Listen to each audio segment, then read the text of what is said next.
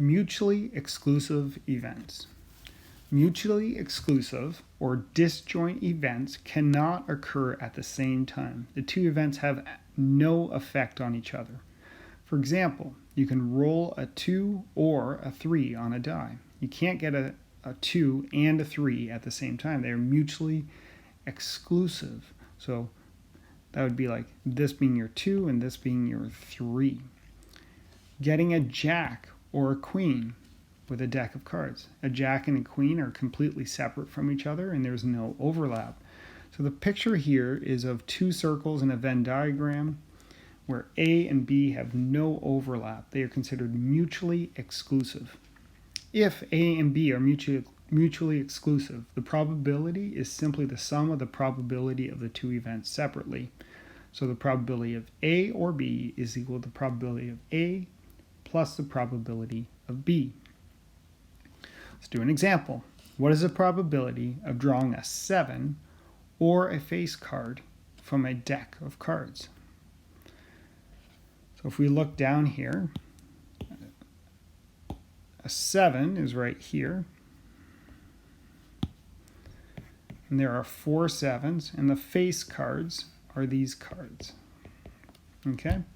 So there are 4 7s, and there are 12 face cards. And you'll notice that there's no overlap between these two groups. They're completely separate from each other. They are mutually exclusive. So the probability of getting a 7, or, which usually indicates adding, the probability of getting a face would be 4 over 52 plus the probability of getting a face, which is 12 over 52. That gives us 16 over 52, and 16 over 52 is 4 over 13 when reduced. And we can express that as a fraction or a percent. Either is fine. Non-mutually exclusive events. This is where things get a little bit more complicated. Non-mutually exclusive events can occur at the same time.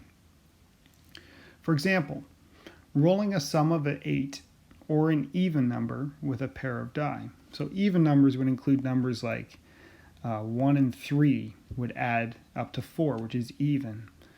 Or 2 and 6 would be an even number. But notice that 1 and 3 is an even number when added together, and 2 and 6 is even, but 2 and 6 is also part of this group of the sum of 8 it adds up to. So there's overlap, and that's this section right here in our circle.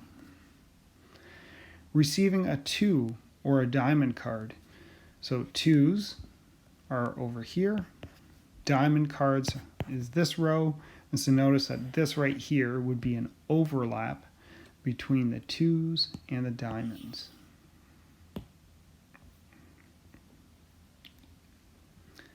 So again, the picture that you want to keep in mind here is that we have an overlap between these two circles.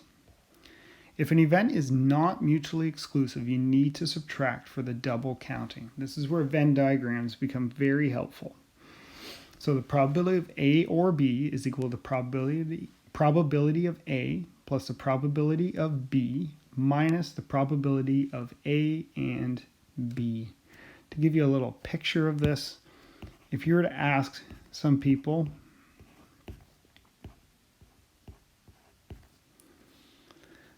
to raise their hand when they're part of a group, okay? So this is A and this is B, okay?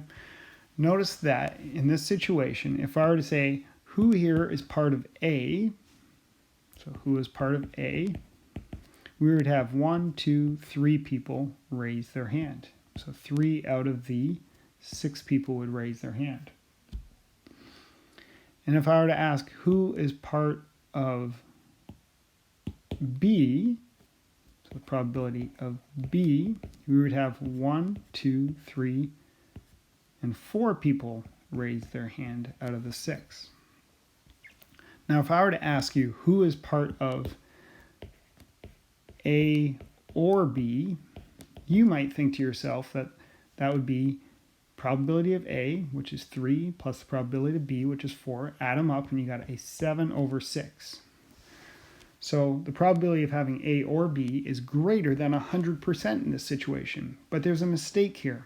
And what is that mistake? Well, this person right here in the overlap raised their hand twice. And so we counted them twice. And we should have only counted them once because they are only being included once in a set. We want to know if they were in either A or B, and they should have just raised their hand once so that we would know. So the important part is that we subtract the overlap between the two sets of data. So in this situation, we would subtract the overlap, which is that 1/6, that one person, 1/6, which leaves us 6/6, which gives us the total number of people in the set. Example, what is the probability of getting a diamond or a face card? So notice in this question that we have diamonds right here, and we have face cards right here. And there is an overlap with these three cards, the Jack, Queen, and King of Diamonds. So these are not mutually exclusive events. There's overlap between these two. So the way we account for this is we do the probability of getting a diamond, which is there are 13 diamonds out of the 52,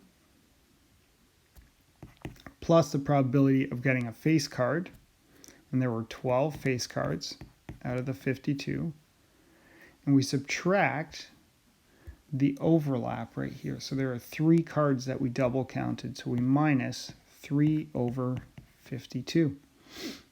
And that gives us 22 out of 52, or simplified, that's 11 out of 26. So the probability of getting a diamond or a face card is 11/26. You may prefer to notate this in a couple different ways or solve these problems in a couple different ways. So you might think about it just this way, as 13 plus 12 minus 3 over our sample size, which is 52. Okay, because notice that the denominator will remain the same each time. And that gives us 22/52, which is again 11/26.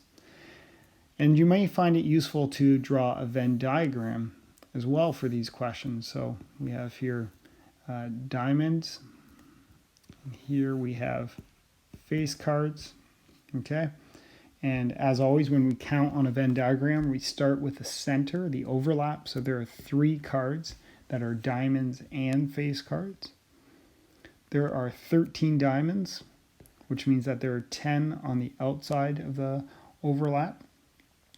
And there are 12 face cards, which leaves us with 9 on the outside of the overlap as well. And so using a Venn diagram, you would quickly get to the answer of 10 plus 3 plus 9 gives us the probability of a diamond or face card over 52, which again is 22/52, or it's 11/26. Okay, so notice all 3 methods would quite simply solve these problems. You just need to choose how you'll go about it. So this ends the lecture on mutually exclusive and non-mutually exclusive events.